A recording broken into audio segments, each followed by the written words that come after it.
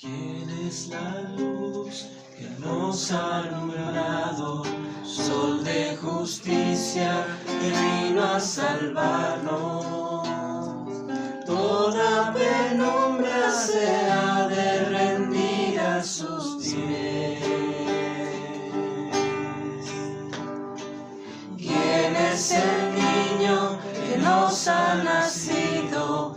Manso y humilde, rescate divino. Dios con nosotros que al mundo vino a amar. Es nuestro Dios, verbo encarnado, luz verdadera que vino a brillar. Es nuestro Dios, amor revelado, la plenitud de la gracia y verdad. Canta, aleluya, es nuestro Dios. Canta, aleluya, es nuestro Dios. ¿Quién es el hombre que fue condenado? Herido fue por nuestro pecado. Sobre sus hombros sufrió el castigo de Dios. ¿Quién es el siervo que quiso amarnos? Sobre el madero fue levantado. Todo aquel que en él crea vida tendrá. Es nuestro Dios crucificado, el inocente martirio enfrentó. Es nuestro Dios, perdón derramado, Cordero Santo que nos redimió. Canta, aleluya, es nuestro Dios. Aleluya, aleluya. Canta, aleluya, es nuestro Dios. ¿Quién es el héroe que ha resucitado? Muerte y tinieblas él ha derrotado. En su gran triunfo inicia la nueva creación. ¿Quién es el rey que en mano regresa? Y el verdadero, el alfa y la omega. La gloria de su justicia no acabará. Es nuestro Dios, Rey soberano, suya es la gloria y la salvación. Es nuestro Dios, nombre exaltado, digno de honra y eterno honor. Canta, aleluya, es nuestro Dios. Canta, aleluya, es nuestro Dios.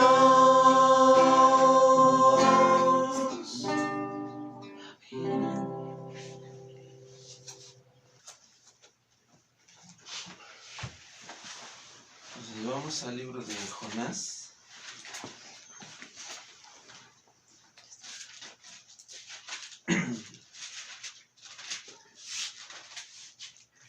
Y vamos a estudiar hoy el capítulo 1. Vamos a dar una breve introducción al libro de Jonás. Y vamos a tratar de aplicar este texto a lo que estamos viviendo también en estos días. Libro capítulo 1 de Jonás. Oramos primero y después vamos a hacer la lectura. Es el libro que sigue después de Amos. Oramos en un y ahorita lo buscamos. Nuestro Padre Celestial, queremos agradecerte en este día que tú nos hayas preservado, Señor, cuidado y sostenido. Y estamos delante de tu presencia, Señor, ahora que queremos meditar en tu palabra, Padre, pedimos de tu ayuda. Pedimos que tu Santo Espíritu, Señor, sea sobre nosotros. Gracias, Señor, por la familia que tú nos has dado. En este caso, la visita de nuestras hermanas, Padre.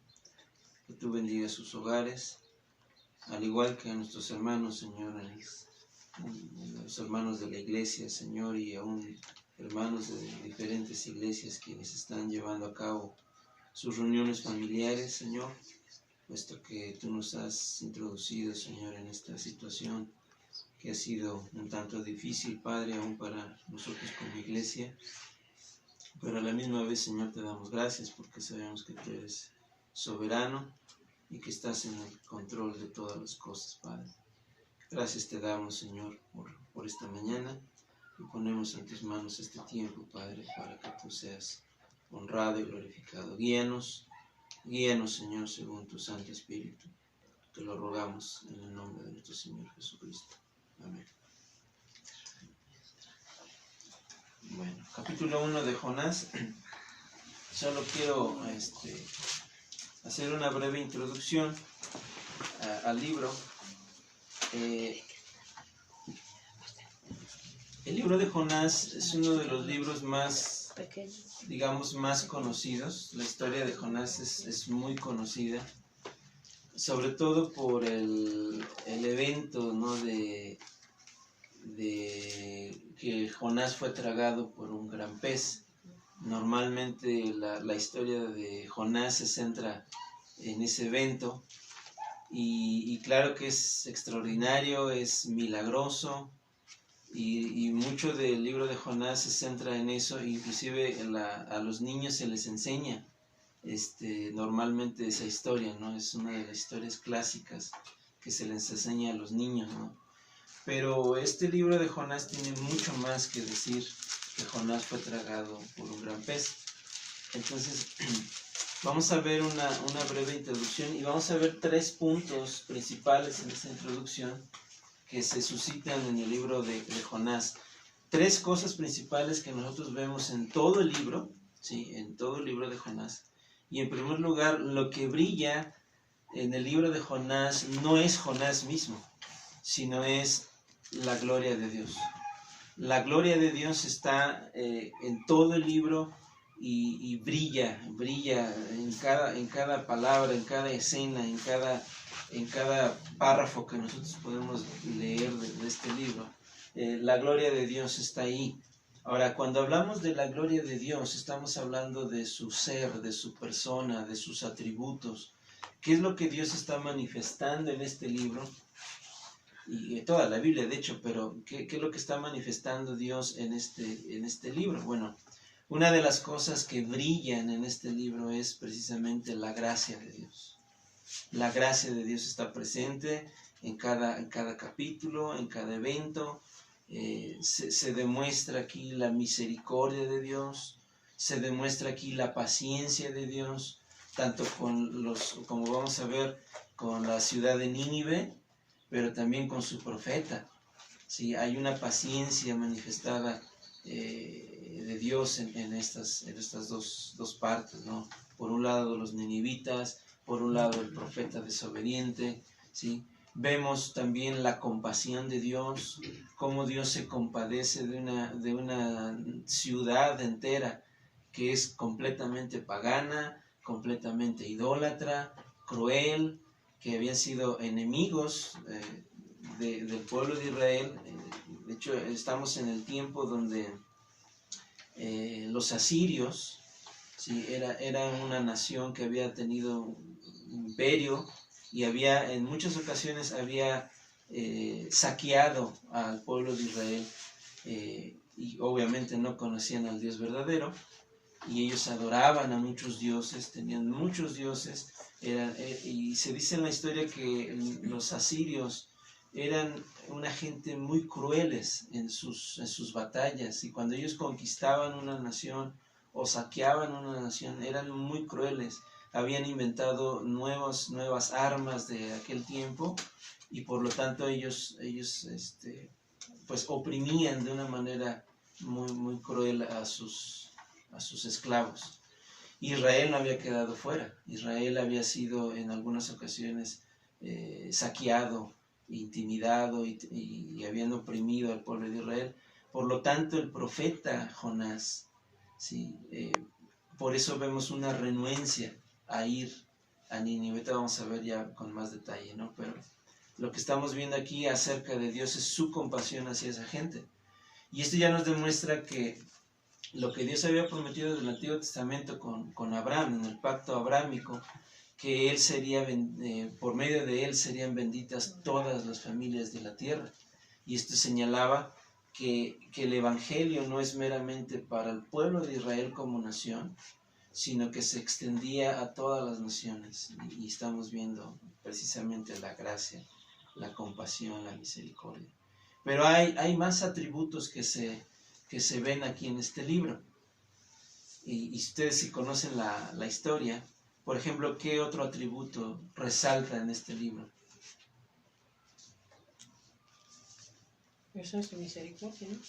Ajá, ¿qué más? Porque ahora sí su poder, es aquí donde hace levantar su poder, por ejemplo. Del agua es su poder. Exactamente. Su misericordia, pues cuando hace que la ballena, ¿cómo dice? No dice todo, o sea, vomite a Jonás y no esté muerto, sino esté vivo. Okay. Y luego cuando la calabacera también ahí pues muestra su poder, hace que crezca y seque, y como le dice, es para mostrarle a Jonás, tú te enojas tanto de lo que no hiciste, o sea, dice, yo no me he de compadecer de mi pueblo, porque él no quería ir a hablarle a su pueblo, ¿no? Sí. Y fue por eso que él le mostró eso para entrarlo. Bueno, creo yo, para hacerlo entrar en razón. Exacto. ¿Cómo se llama a ese atributo donde sabemos que Dios está en control de todo?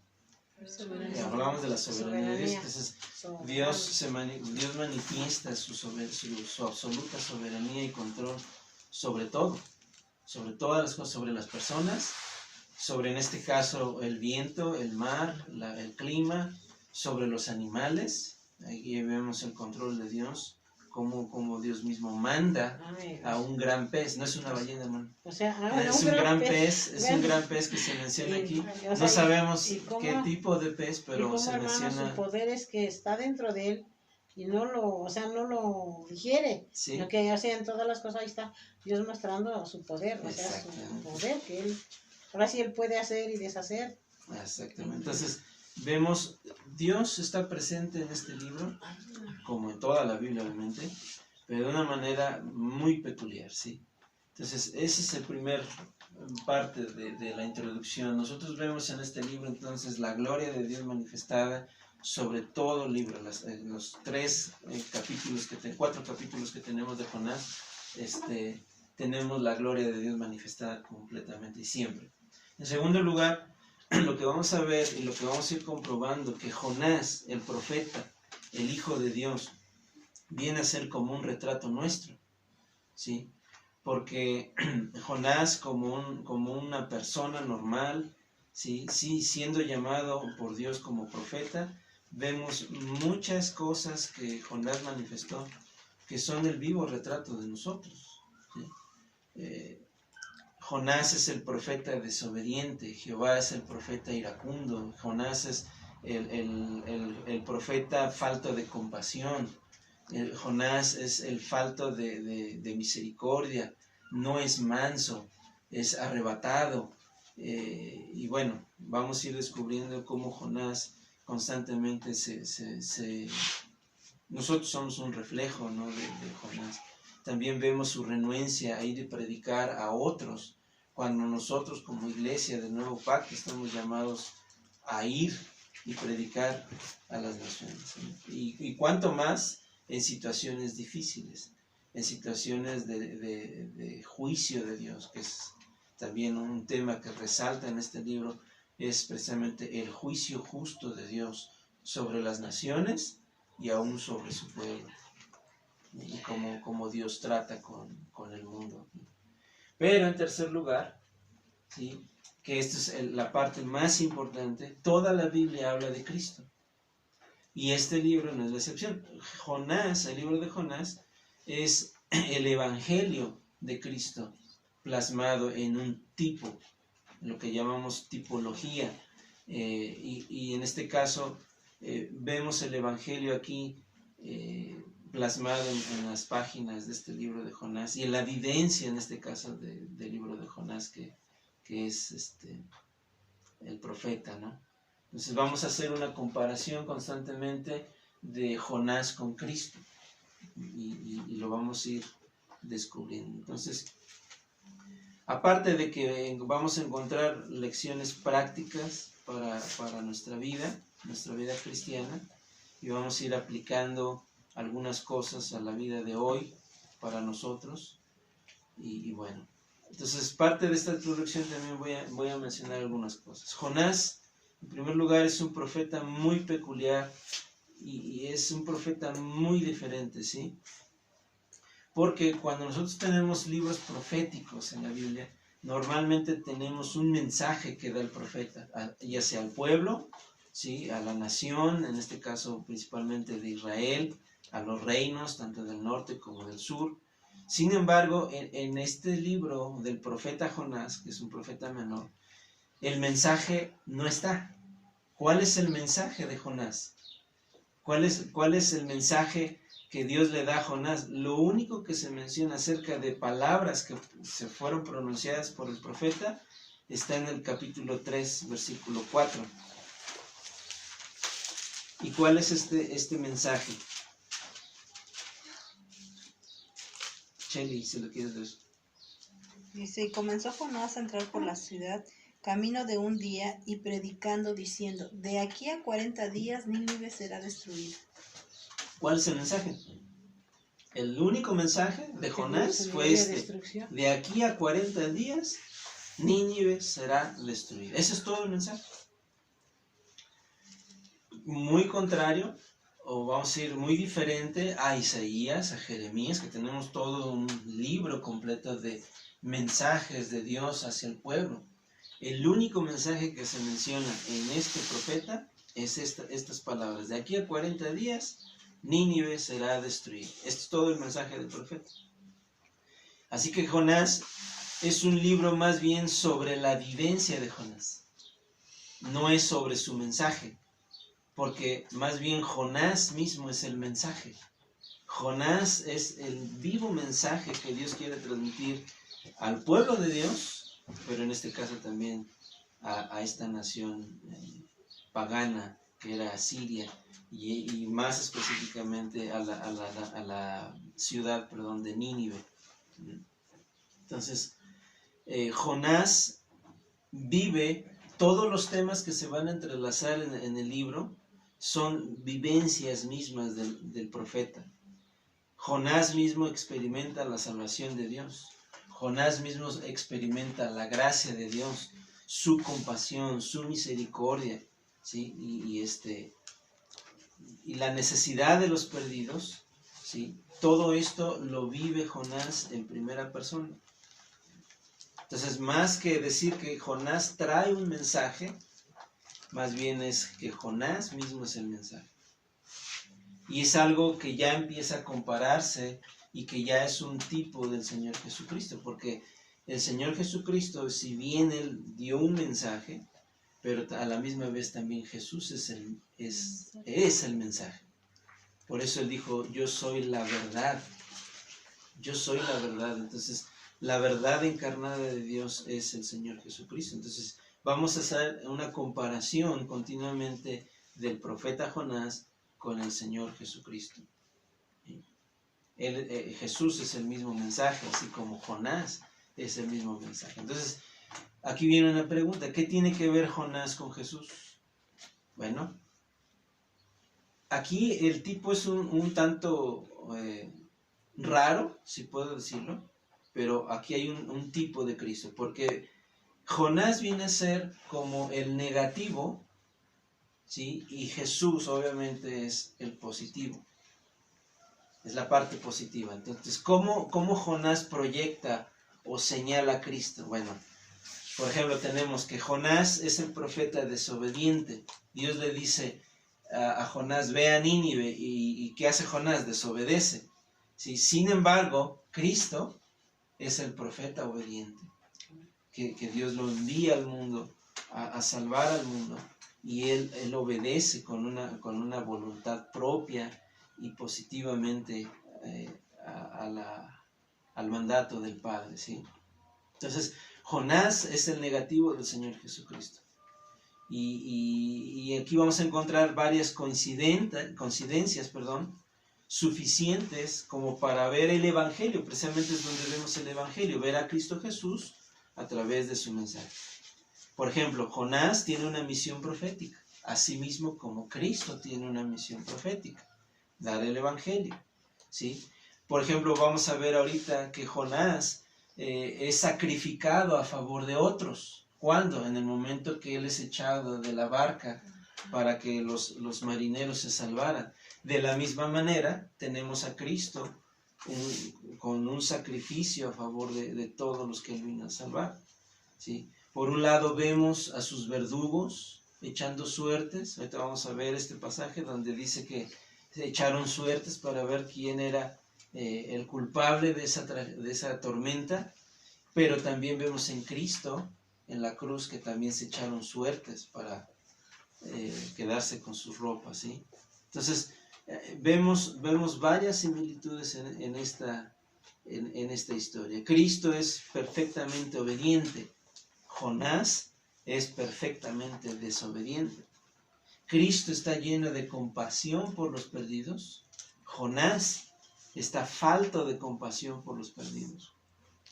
O sea, hay un contraste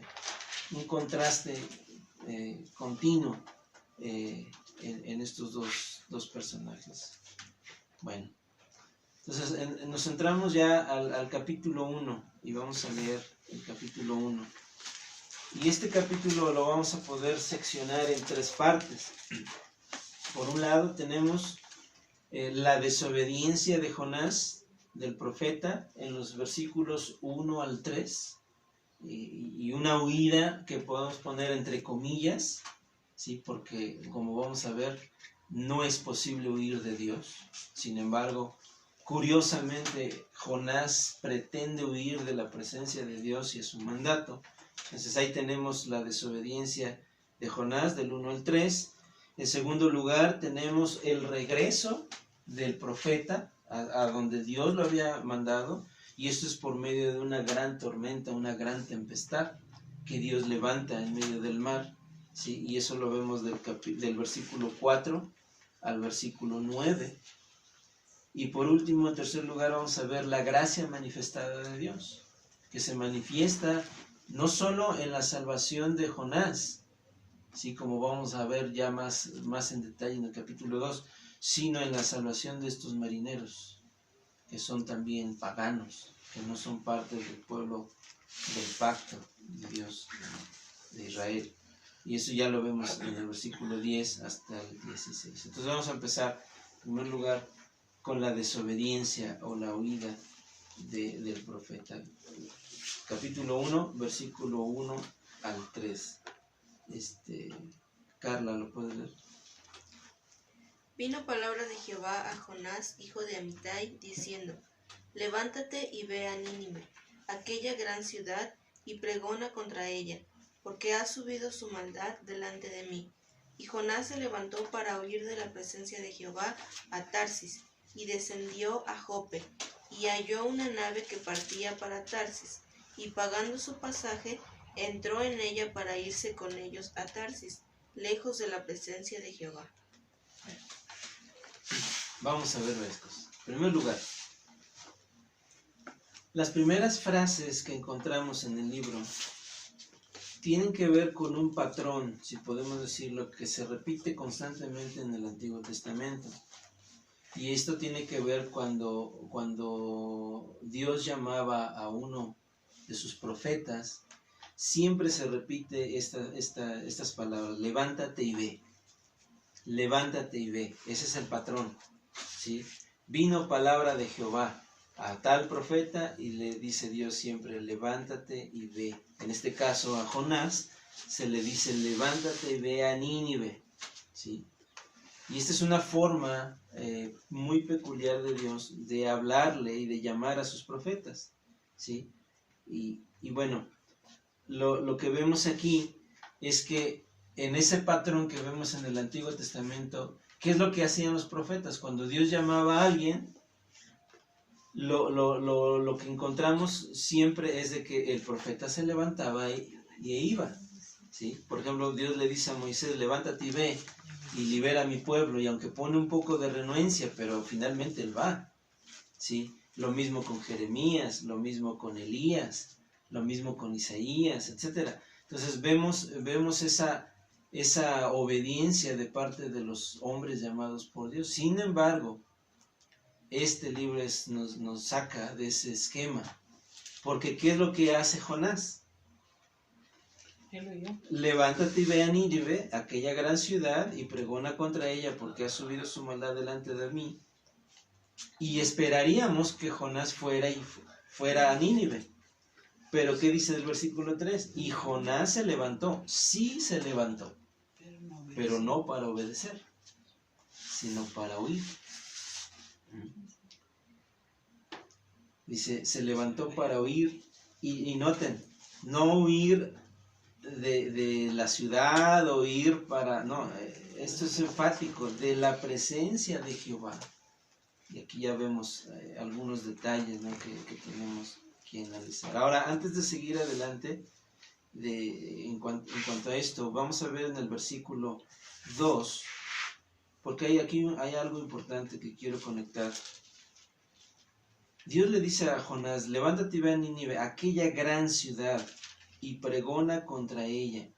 Ahora, ¿cuál es el propósito de Dios para mandar a Jonás a predicarle a Nínive? Bueno, el versículo lo contesta, porque ha subido su maldad delante de mí. Y aquí vemos un tema muy especial en cuanto al pecado del hombre, cuando el hombre por naturaleza peca y peca y peca constantemente en contra de Dios. Y esto nos demuestra que de alguna manera hay un límite en la paciencia de Dios. Hay un límite en el cual ya no puede ser rebasado.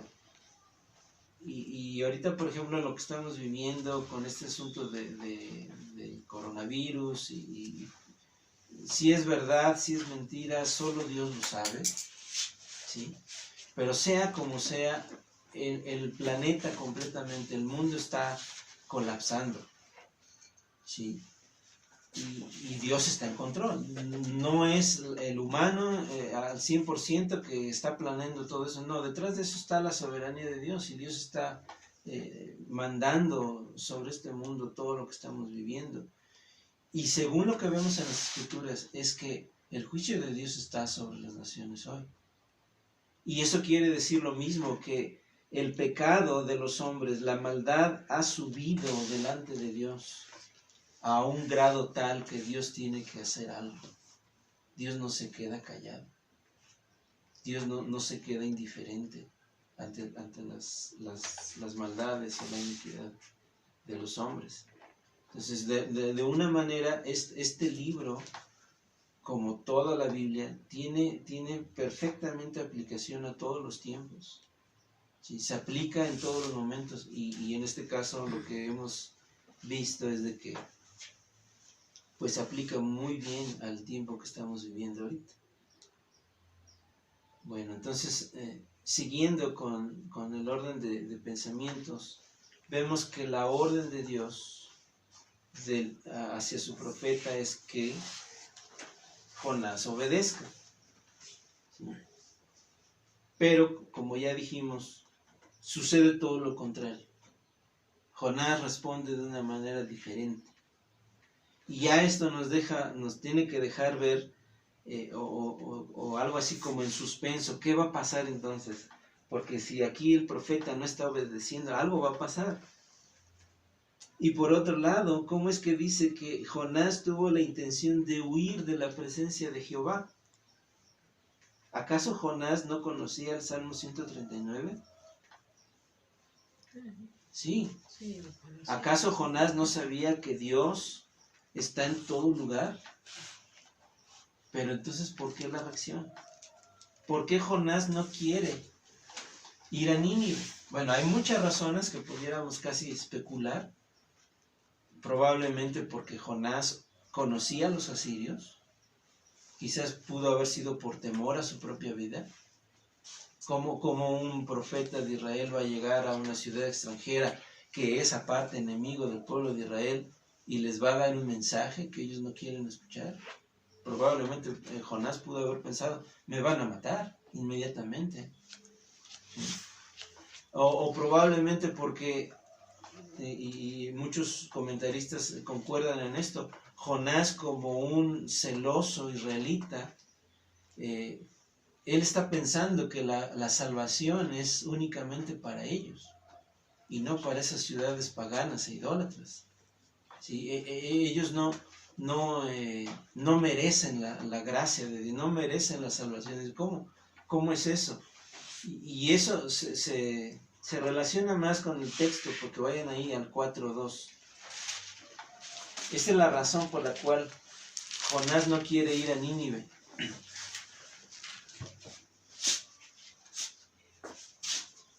¿Qué dice hermana Carmen? Dice, y oró a Jehová y dijo, ahora, oh Jehová, ¿no es esto lo que yo decía estando aún en mi tierra? Por eso me precaví huyendo de Tarsis, porque sabía yo que tú eres Dios clemente y piadoso, tardo en enojarte y de grande misericordia, y que te arrepientes del mal. Está ahí. Entonces, ¿cuál es la razón? ¿Por qué Jonás no quería ir? Porque sabía yo, dice él, esto es una oración que hace de Jonás, porque sabía yo que tú eres un Dios clemente y piadoso, tardo en enojarte y de grande misericordia, y que te arrepientes del mal. Entonces, lo que Jonás está orando aquí ya está revelando por qué él estaba tratando de huir. Sí. Es que tú los ibas a perdonar. Ajá, exactamente. O sea, y yo no quería, es lo que está diciendo, yo no quiero que tú los perdones. Yo no quiero. Jonás no quería que salvara Dios a los ninivitas, a esos paganos, inicuos, crueles, inmorales, idólatras. Esa gente no merece vivir según el pensamiento de Jonás. Sí, sí, Pero sabemos que Dios no es así. Jonás no quería que Dios tuviera misericordia de los perdidos. No quería que ellos fueran salvos. ¿Dios podía juzgar a Nínive a distancia? Sí, porque tiene todo Sí. poder. Pero cuando le dice Dios a Jonás, ve, tú en persona, ¿sí? Ya Jonás empieza a intuir que Dios al mandarlo, pues Dios iba a hacer algo con ellos. Entonces, esto es una aplicación para nosotros también ya desde aquí, porque muchas veces pensamos como cristianos que la Biblia, la iglesia, el evangelio es únicamente para nosotros. Y cuando vemos personas inmorales, pecadores y gente, como que a veces podemos caer en el error de Jonás. Y no a veces, muchas veces lo hacemos, de que ellos no merecen. No, a él, ¿para qué le hablo si no entiende? Ya le he dicho una o dos veces, pero esa persona no entiende. Jonás pensaba que la salvación no era para los pecadores, solo para los judíos, solo para aquellos que guardaban la ley. Y este era el espíritu farisaico que el Señor Jesucristo atacó en su ministerio constantemente. ¿Cuál es el problema con nosotros? Que nosotros muchas veces somos fariseos, que pensamos que nada más la palabra de Dios, el Evangelio, es únicamente para nosotros. ¿No es así? Entonces Jonás no se estaba dando cuenta de que los ninivitas necesitaban experimentar la gracia de Dios y la misericordia de Dios, sino que también el mismo Jonás necesitaba entender qué es la gracia y la misericordia de Dios. Entonces Jonás, otra vez, es el profeta desobediente que no quiere ver cómo Dios tiene misericordia con nosotros. Y aquí otra vez hacemos conexión con el Señor Jesucristo, porque Cristo Jesús es el Hijo obediente que deja su gloria, deja su casa celestial con el Padre, su gloria celestial, por amor de ¿quién? Por amor de todos nosotros. Jonás es el hijo mayor de la parábola del hijo pródigo, que se molesta con el Padre porque perdona al pecador descarado, ¿no? Y se queja todavía con Dios, con el Padre, de que tenga misericordia. Sin embargo, Jesús es el buen hermano mayor, aquí haciendo tomando la parábola, ¿no? Hablando de un buen hermano mayor, sí, que en este caso no aparece en la parábola, pero sí podemos decirlo como el buen hermano mayor que también se goza con el Padre cuando un pecador es perdonado. Entonces, lo mismo que Dios le manda a Jonás, es lo mismo que a nosotros nos manda Dios, ir y predicar el Evangelio por todo el mundo. La misma falta de misericordia que vemos en Jonás es la misma falta de misericordia que puede haber en nosotros, en nuestros corazones. Entonces, antes de criticar a Jonás, pues debemos examinarnos porque, por ejemplo, ahorita lo que estamos viviendo, muchas veces nos encerramos mucho, nos enfrascamos mucho en nosotros mismos, que no estamos pensando en los perdidos, no estamos pensando en los que no conocen el Evangelio, y Dios está trayendo esta situación como una plataforma excelente para predicar el Evangelio. Sin embargo, muchos de nosotros no lo estamos haciendo, ¿sí? Ese es el detalle. Pero un poco más de la huida de Jonás. Jonás se levanta para huir de la presencia de Jehová, así como ya de Jehová, y como ya dijimos, ¿acaso él no sabía que Dios está en todo lugar? Sí lo sabía. Pero en su mente, en su corazón duro, en su falta de compasión, él pretende huir de Dios. En el versículo 3 vemos una palabra interesante cuando dice que él descendió a Jope, ¿sí? Y esta palabra descender tiene una importancia aquí, porque cuando Jonás desobedece la voluntad de Dios, él empieza a descender. Y esto es lo mismo que pasa con todos nosotros. Una vez que nosotros nos rebelamos en contra de la voluntad de Dios, nosotros empezamos a descender, ¿sí? Cuando se dice que él huyó a Tarsis, ¿sí? Esta palabra huyó es la misma palabra hebrea para descender, y esto por cuestiones geográficas, ¿sí? Dios le está diciendo a Jonás, sube a Nínive, que esa es la idea. Sin embargo, Jonás baja a Tarsis. Pero también se nos dice que desciende a Jope, él desciende hacia la costa.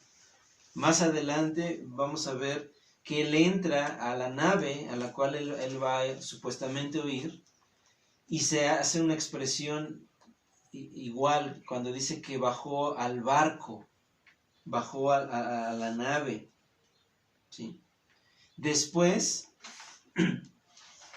se dice que él bajó al interior de la nave en el versículo 5. Sí, había la nave para descargar, pero Jonás había bajado al interior de la nave y se había echado a dormir. Entonces es un descender profundo, constante, perdón. Después se le echa al mar en el versículo 15 y la idea es que él desciende a lo más profundo del mar. Entonces todo el capítulo 1 es un descender de Jonás. De abajo a más abajo, más abajo, más abajo, más abajo. Dios le llama a subir, sin embargo Jonás baja y desciende, y desciende, y desciende. Y esto habla de que cuando nosotros pretendemos huir o ir en contra de la voluntad de Dios, nosotros vamos a ir descendiendo, descendiendo, descendiendo, hasta tocar fondo, como dicen muchos, y como lo experimentó Jonás.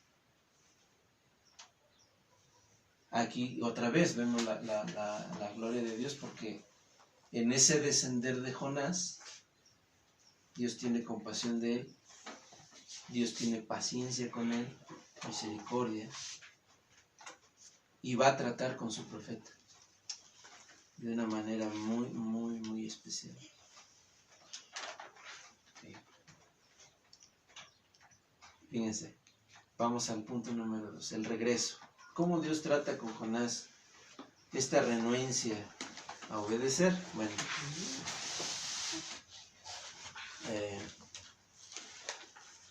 vamos a leer el regreso del versículo 4 al 9. Chele, ¿no puedes leer? Pero Jehová hizo levantar un gran viento en el mar, y hubo en el mar una tempestad tan grande que se pensó que se partiría la nave. Y los marineros tuvieron miedo, y cada uno clamaba a su Dios, y echaron al mar los enseres que había en la nave, para descargarla de ellos. Pero Jonás había bajado al interior de la nave, y se había echado a dormir. Y el patrón de la nave se le acercó y le dijo: ¿Qué tienes, dormilón? Levántate y clama a tu Dios, quizá él tendrá compasión de nosotros, y no pereceremos. Y dijeron cada uno a su compañero: Venid y echemos suertes, para que sepamos por causa de quién nos ha venido este mal. Y echaron suertes, y la suerte cayó sobre Jonás. Entonces le dijeron ellos: Decláranos ahora por qué nos ha venido este mal. ¿Qué oficio tienes y de dónde vienes? ¿Cuál es tu tierra y de qué pueblo eres? Y él le respondió: Soy hebreo, y temo a Jehová, Dios de los cielos, que hizo el mar y la tierra. Y vamos al punto número 2, el regreso. ¿Qué vemos inmediatamente después de este intento de huir de Jonás? Tenemos una palabra muy importante, pero. Ese pero hace un contraste con lo que ya dijo, ¿sí? Jonás tiene una intención, sin embargo Dios reacciona. Dios reacciona en una forma, digamos, violenta para nosotros, pero es una reacción justa de Dios. Y vemos que Dios le hace levantar un gran viento en el mar. Y dice que hubo en el mar una tempestad tan grande que se pensó que se partiría la nave. Ahora yo quiero que imaginen esa escena. Si ustedes o nosotros estuviéramos en el, bueno, yo nunca he estado en el mar en una tormenta, pero es horrible, dicen, y tanto así que se pensaba que se partiría la nave. Esto tuvo que ser algo terrible para, no solo para Jonás, sino para todos los que iban en la tripulación del barco, ¿sí? Y sin embargo vemos que Jonás no reacciona todavía en arrepentimiento, ¿sí? Hay un contraste otra vez en esta situación, porque vemos que en el 5, por ejemplo, que al ver a esta tempestad, al enfrentarse a esta tempestad, dice en el 5 que los marineros tuvieron miedo. Ahora, debemos entender que estos marineros eran experimentados.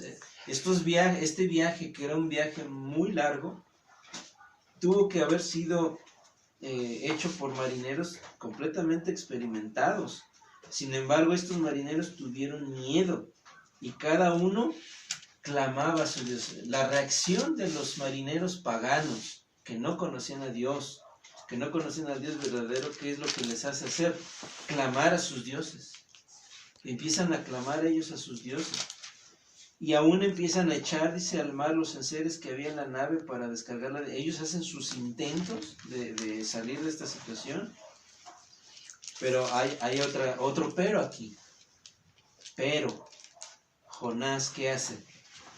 Se baja a dormir al interior de la nave.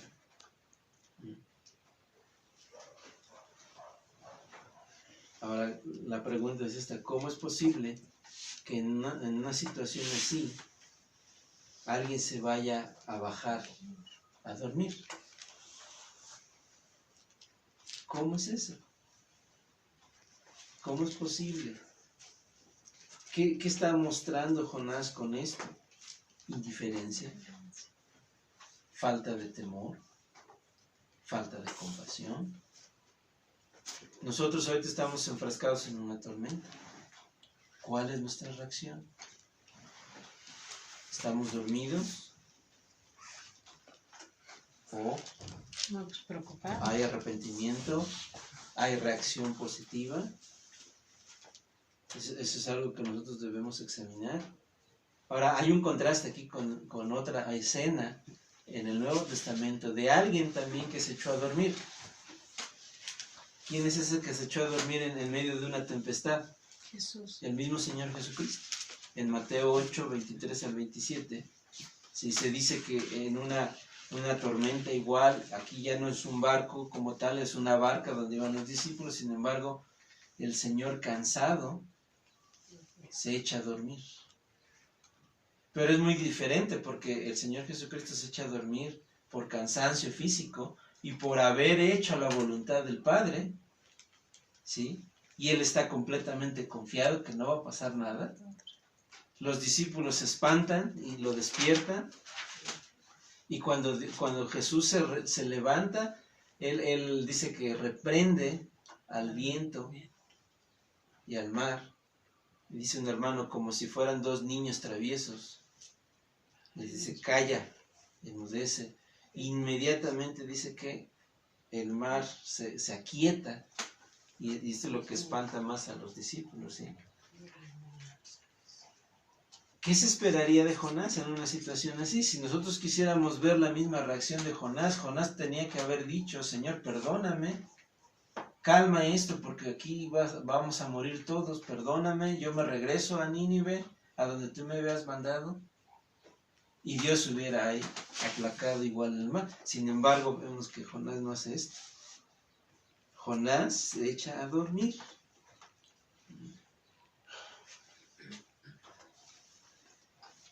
Y ahora vean, dice en el versículo 6 que cuando esto pasa, de alguna manera el patrón, o podemos entender que el capitán de la nave, él se da cuenta de lo que Jonás está haciendo. Dice que el patrón de la nave se le acercó y le dijo, ¿qué tienes, dormilón? Levántate y clama a tu Dios, quizás Él tendrá compasión de nosotros y no pereceremos. Fíjense, tiene que ir el capitán, tiene que ir el dueño a despertar al profeta. Y no solamente eso, sino que la reacción de los marineros es tan desesperada que ellos empiezan a clamar a sus dioses.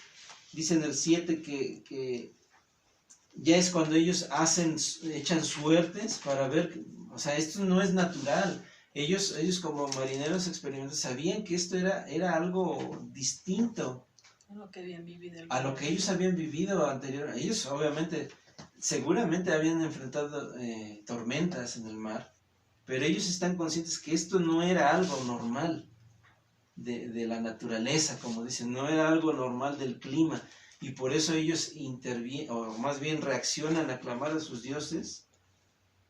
Y dice, algo está pasando. La reacción de ellos en el 7 es, vamos a echar suertes para ver, para que sepamos, dice, por causa de quién nos ha venido este mal. Ellos echan suertes y la suerte cae sobre Jonás. ¿Por qué la suerte cae sobre Jonás? Porque en realidad la suerte no existe. Dios estaba señalando Realmente. quién era la causa. ¿Sí? Ahora, conectando otra vez con lo que estamos viviendo.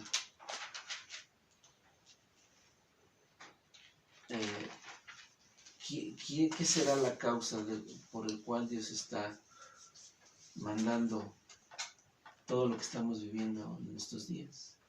¿Es la causa el mundo pagano, impío? ¿O quizás seamos la iglesia? Sí. En realidad las dos cosas están involucradas, ¿no? Pero muchas veces lo que Dios hace con esas pruebas es despertar a su iglesia.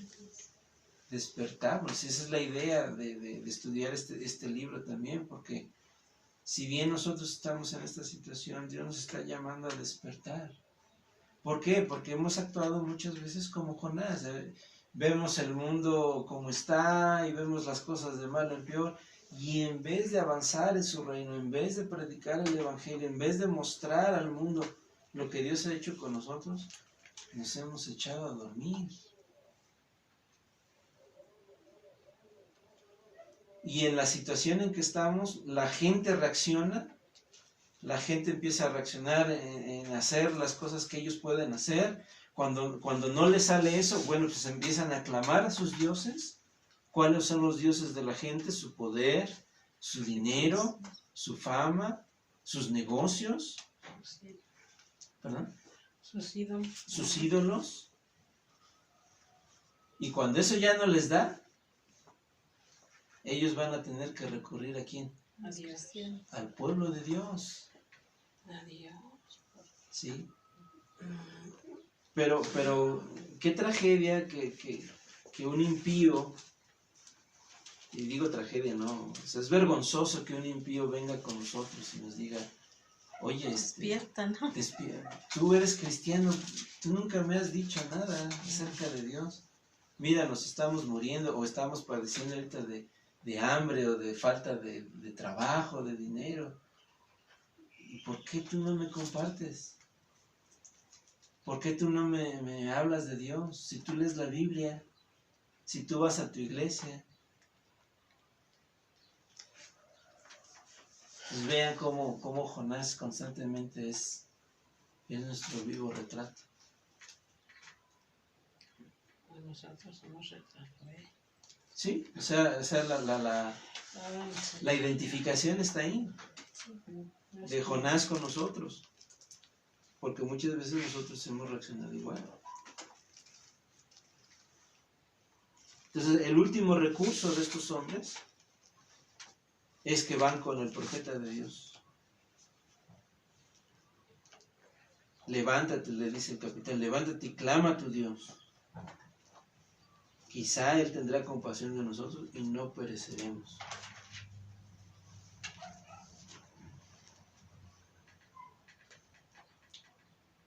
Ok, entonces la pregunta a nosotros es la misma. El mundo está desesperado porque el mundo se está hundiendo. La pregunta para nosotros es hoy, ¿dormimos? ¿Dormimos? El mundo no sabe qué hacer en medio de esta gran tormenta que estamos viviendo. La pregunta para nosotros es, ¿somos como Jonás? ¿Estamos durmiendo? ¿Alguien nos tiene que despertar?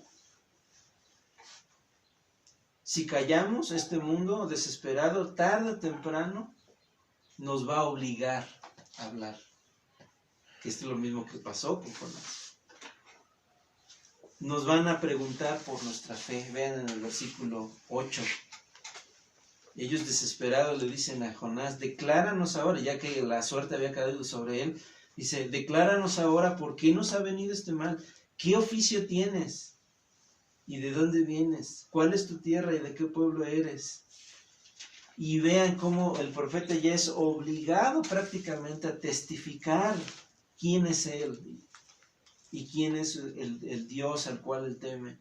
Él les dice, yo soy hebreo y temo a Jehová, Dios de los cielos, que hizo el mar y la tierra. Ya Jonás está obligado a testificar del Dios verdadero. En aquel tiempo los dioses normalmente eran territoriales. Eso quiere decir que las naciones paganas tenían sus dioses y ellos pensaban que su Dios solamente actuaba en su territorio. Cuando se salían de ese territorio, bueno, ya había otro Dios que reinaba en este otro territorio. Lo que Jonás está ya testificando aquí, que no, el Dios, Jehová, el Dios verdadero, Él no es territorial, Él es completamente soberano y absoluto, Rey de todo el universo. Al decir que Dios es Dios de los cielos y que había hecho el mar y la tierra. O sea, Él gobierna sobre todo.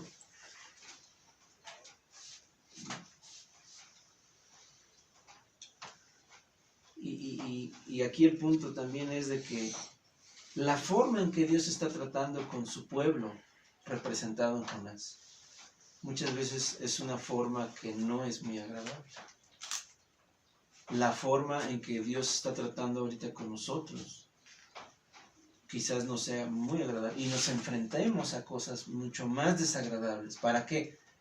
Con el objetivo de que Dios nos despierte.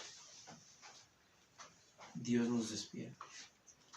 Entonces ya, número 3, en último lugar, vamos a ver cómo Dios manifiesta ahora su gracia y su perdón hacia aquellos a los cuales Él quiere perdonar. Vemos la gracia manifestada del versículo 10 al 16. Ernesto, ¿lo puedes leer? Dice: los hombres se atemorizaron en gran manera y le dijeron: ¿qué es esto que has hecho? Porque ellos sabían que él huía de la presencia del Señor, porque lo que él les había declarado. Entonces le dijeron: ¿qué haremos contigo para que el mar se calme en torno nuestro? Pues el mar se embravecía más y más. Y él les dijo: tomadme y lanzadme al mar, y el mar se calmará en torno vuestro. Pues yo sé que por mi causa ha venido esta gran tempestad sobre vosotros. Los hombres se pusieron a remar con afán para volver a tierra firme, pero no pudieron, porque el mar seguía embraveciéndose contra ellos. Entonces invocaron al Señor y dijeron: te rogamos, oh Señor, no permites que perezcamos ahora por causa de la vida de este hombre, ni pongas sobre nosotros sangre inocente, porque tú, Señor, has hecho como te ha placido. Tomaron pues a Jonás y lo lanzaron al mar, y el mar cesó en su furia. Y aquellos hombres temieron en gran manera al Señor, ofrecieron un sacrificio al Señor y le hicieron votos. Una vez que Jonás les dice en el versículo 9, les testifica prácticamente quién es Él y quién es Dios sobre todo, vean cuál es la reacción de estos hombres en el 10. Aquellos hombres temieron sobremanera y le dijeron: ¿por qué has hecho esto? ¿Por qué has hecho esto? Porque ellos sabían, dice el texto, que huía de la presencia de Jehová, pues Él mismo se los había declarado. En el 11 dice: le dijeron: ¿qué haremos contigo para que el mar se nos aquiete? ¿Por qué? Porque el mar se iba embraveciendo más y más. La situación se estaba poniendo cada vez más difícil. ¿Y acaso no es lo que estamos viendo ahorita? Se está poniendo más difícil. ¿Qué vamos a hacer contigo? Ahora, Jonás aquí tenía la oportunidad de hacer algo, lo correcto. ¿Cuál era lo correcto que Jonás podía haber hecho en esta situación? Bueno, él tenía la oportunidad de decir: Señor, perdóname, me arrepiento de este gran pecado, viendo la necesidad también de los compañeros de él, en este caso en el barco, los marineros. ¿Qué vamos a hacer? Jonás hubiera podido haber: dense la vuelta y vamos otra vez a la costa para que yo me vaya a Nínive. Jonás tiene la oportunidad de arrepentimiento. Pero ¿qué pasa con Jonás? Él sigue renuente a ir a Nínive. Y él prefiere que lo maten. ¿Sí? Él prefiere darse en sacrificio, en el versículo 12, antes que ir a Nínive. Antes que ir a Nínive y ver cómo Dios manifiesta misericordia hacia los ninivitas. Él dice en el 12, tómenme y échenme al mar. Y el mar se va a aquietar porque yo sé que por mi causa ha venido esta gran tempestad sobre nosotros. Aquí otra pregunta de aplicación para nosotros sería entonces, ¿tan duro puede convertirse un corazón, el corazón de un creyente? ¿Podemos ser tan orgullosos, tan duros, que en vez de arrepentirnos, esperemos que las cosas vayan de mal en peor? Y no nos apresuremos a contestar, porque si digo, no, yo no, ¿quién sabe? Porque muchas veces las cosas van de mal en peor y nuestro corazón se endurece.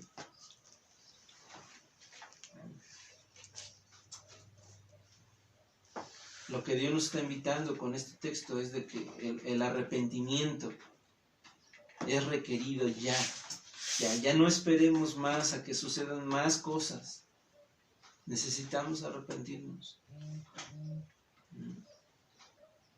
Jonás lo que muestra aquí es que aún no comprende la gracia y la misericordia de Dios. Si para Jonás no hay misericordia, según en su mente, ¿por qué habría de haberla para los ninivitas? En Jonás no existe la opción de que Dios pueda perdonar. Y esto es... Ahora, en el versículo 12, otra vez, vemos el sacrificio de Jonás, cuando él dice, tomadme y echadme al mar. La palabra tomadme aquí puede traducirse también como levantadme, levántenme, ¿sí? Levántenme y échenme al mar.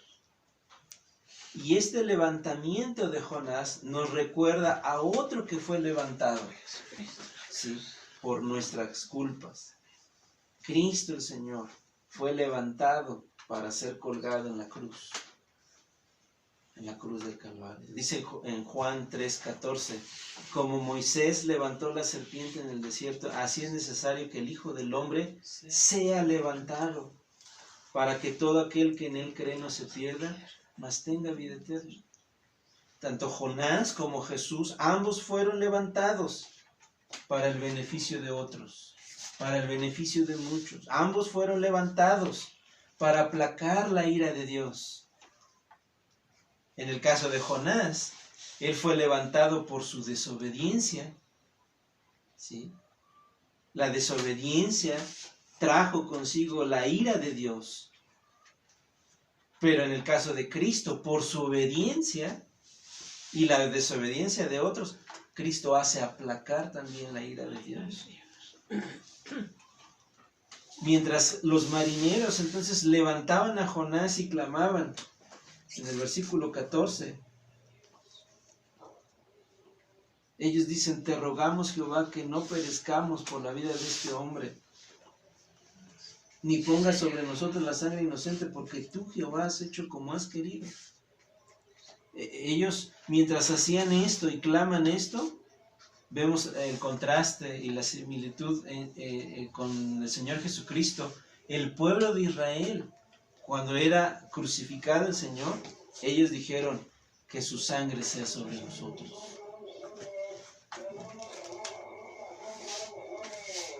Jonás, como Cristo, pero a la misma vez tan diferente de Cristo. Jonás, en este caso, prefería morir antes que arrepentirse y obedecer. Cristo quiso morir porque quería obedecer. Jonás, el culpable, es levantado y echado para que aquellos marineros inocentes tuvieran vida. Cristo, el inocente, fue levantado y colgado para que nosotros, los culpables, pudiéramos tener vida. Vean el versículo 13, otro detalle. Todavía después de lo que Jonás les había dicho, todavía ellos hacen un intento Dice que aquellos hombres trabajaron para hacer volver a la nave a tierra, mas no pudieron, porque el mar se iba embraveciendo más y más contra ellos. Porque aquí ya es el problema con el profeta. Versículo 14, y terminamos hasta el 16. Entonces clamaron a Jehová y dijeron: te rogamos ahora. Ahora, antes de seguir, ¿qué vemos aquí ya? Aquí vemos la conversión de estos hombres. Cómo Dios tuvo que traer toda esta tormenta, todo este problema, esta situación tan terrible, para salvar a estos hombres, que no eran parte del pueblo de Israel, eran paganos también.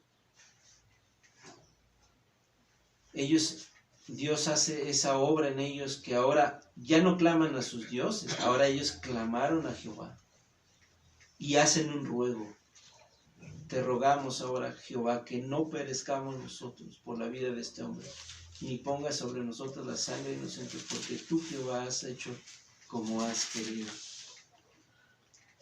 Versículo 15. Y tomaron a Jonás, levantaron a Jonás, la idea, y lo echaron al mar, y el mar se aquietó de su furor. Y temieron aquellos hombres a Jehová con gran temor, y ofrecieron sacrificio a Jehová, e hicieron votos. La idea es, hicieron una promesa de adorar y de servir al Dios verdadero. ¿Qué es lo que Dios está haciendo con todo lo que estamos viviendo? Lo mismo. Dios va a salvar a mucha gente para su gloria. Al ver este problema, al ver esta situación, Dios tiene el propósito de salvar, de mostrar su gracia, su misericordia. Por eso hemos titulado esta tercera parte como la gracia manifestada. Y a través del sacrificio de su profeta, nosotros podemos ver que a través del sacrificio del Hijo de Dios es que nosotros somos salvos.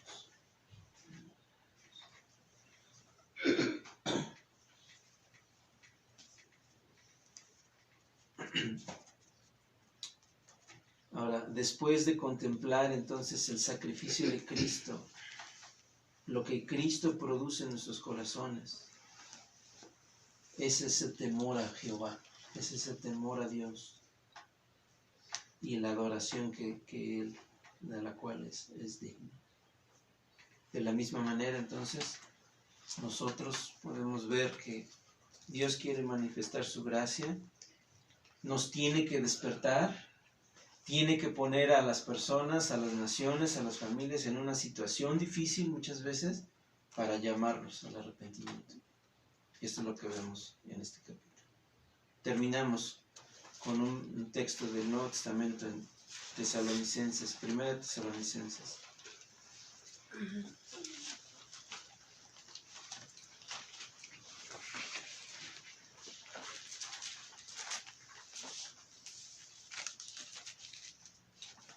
Leo este texto y dos aplicaciones rápidas, breves, y terminamos. 1 Tesalonicenses 1.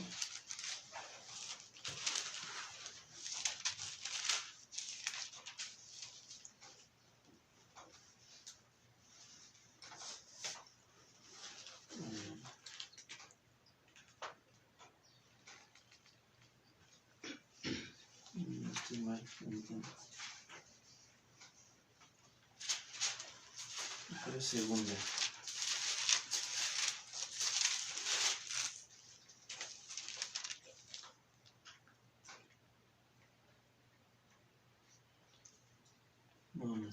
No tengo mal este texto. ¿No es el 6, hermano?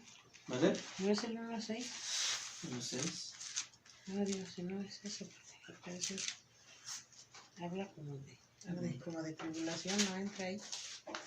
No, se me perdió este. Dios no nos ha puesto. Es 5. 5, perdón, 5:9. No es 1. Es 5:9. y 10. Pero de primera. Primera de Tesalonicenses 5, 9 y 10. Dice, porque no nos ha puesto Dios para ira, sino para alcanzar salvación por medio de nuestro Señor Jesucristo, quien murió por nosotros, para ya sea que velemos o que durmamos, vivamos juntamente con Él. Y aún el 11, por lo cual animaos unos a otros y edificaos unos a otros, así como lo hacéis. La idea del texto, hermanos, es de que los creyentes, los hijos de Dios, el pueblo de Dios, no hemos sido puestos para la ira. Si bien Dios puede traer situaciones difíciles, no es la ira la que está siendo manifestada, sino es la disciplina de Dios en amor. Así como el padre azota a su hijo. ¿Sí? Es la disciplina de Dios. Y cuánto podemos pensar que Dios está disciplinando a su pueblo a través de este tiempo. Dios no nos ha puesto para ira, sino para salvación por medio de nuestro Señor Jesucristo. Entonces, dice en el 10, ya sea que velemos, es decir, que estemos vivos y tengamos que pasar por estas situaciones difíciles, o ya sea que a través de estas situaciones difíciles muéramos o durmamos, como dice el texto, de todos modos vivamos juntamente con Él. Sea una cosa u otra, Dios está con nosotros. Dios está sosteniéndonos. Dios nos está fortaleciendo, Dios nos sostiene, Dios nos muestra su gracia, su misericordia, su amor. Con cosas dolorosas probablemente sí. ¿Quién sabe si empecemos a ver casos aquí ya de enfermos, de lo que se está hablando? Probablemente sí. Probablemente ya empecemos a ver casos más cercanos. Y si no los vemos, qué bueno. Pero aún con todo esto, ustedes saben que la situación económica ya está golpeando fuertemente a nuestro pueblo de Chichica y la región. Entonces, para concluir, hermano, dos cosas. En primer lugar, si somos cristianos, si somos creyentes, debemos entender que le pertenecemos a Dios. Somos pertenencia de Dios. Y que nosotros en esta historia somos Jonás. Nosotros somos Jonás. Y así como Jonás tenemos un llamado, tenemos una misión. La misión es predicar el Evangelio de Cristo a todos los que nos rodean. ¿Sí? Que no tiene sentido huir de esa misión, no tiene sentido huir de la voluntad de Dios, de su presencia. Que al igual que los marineros, muchos a nuestro alrededor están desesperados, están buscando salvación para sus vidas, y que nosotros somos el instrumento que Dios puede usar para calmar esa tormenta en ellos. ¿Cuál es lo que va a calmar la tormenta en ellos? No es que ellos se liberen de la enfermedad, no es que ellos salgan de la escasez económica, no es que salgan de sus problemas. Lo que va a salvar sus vidas es el Evangelio. Y nosotros tenemos el Evangelio, Dios nos ha concedido el Evangelio. Y otra vez la pregunta es, ¿estamos durmiendo todavía o hemos despertado? Esa es la aplicación. En el caso de los que no son de Cristo, los que no son creyentes, bueno, entonces tú eres uno de los marineros. Estás intentando manejar tu vida con tus propias fuerzas, te refugias en tus falsos dioses, pero esos no sirven de nada. Ni el dinero, ni las empresas fuertes con mucho dinero, Dios las puede destruir en un solo momento. De hecho, Dios está destruyendo los ídolos de todos nosotros. Dios está destruyendo los ídolos de muchos ricos, pero también de muchos pobres. ¿Sí? Para hacerles ver que esos dioses falsos no existen, no tienen poder. El único que tiene el poder absoluto es este Dios que se revela en las Escrituras. En este caso, tan solo el sacrificio de Jonás salvó la vida de los marineros. A los que no son de Cristo les podemos decir, tan solo el sacrificio del Señor Jesucristo puede traer salvación. La salvación a las personas que no están en Cristo. Entonces, hasta ahí, hermanos, vamos a dejar con la meditación de este capítulo. Y si Dios permite, vamos a continuar el capítulo 2 la próxima semana. Vamos a orar y dar gracias a Dios. Ahora sí.